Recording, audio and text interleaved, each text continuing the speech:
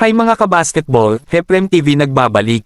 Kamakailan lamang mga kabasketball ay sinimulan ni LeBron James ang kanyang record 23rd NBA season matapos na hindi nakalaro ng isang buwan dahil sa sciatica, mag-41 na si LeBron mga kabasketball ngayong December at while he's every bit of a timeless superstar, ang historic career ni James mga kabasketball ay certainly in its twilight.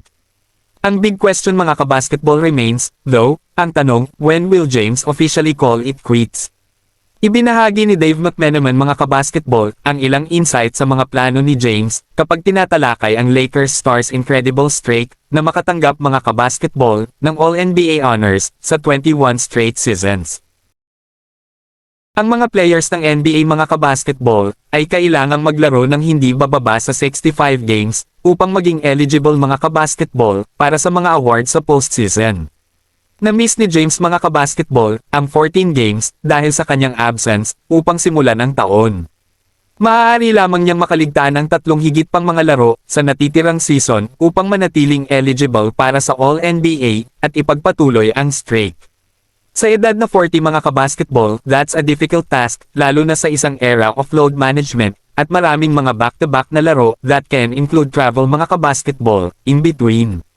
Ito ay matutukoy kung ang season na ito ay magiging huli. Kumuha siya ng isang $52.6 million player option kasama ang Lakers para sa season na ito mga kabasketball, at is slated to become an unrestricted free agent pagkatapos ng taong ito.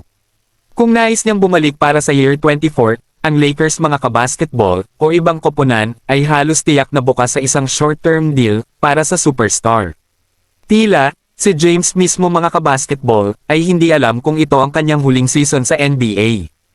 Ang Lakers mga kabasketball ay ang koponan ni Luka Doncic in the future, ngunit ang 4-time champion mga kabasketball ay tiyak na nais na magdagdag ng isa pang titulo sa kanyang resume. Tuwing darating ang pagre-retiro ni James mga kabasketball, it will be a spectacle. Maaaring nasa gitna siya ngayon, walang nakakaalam nito.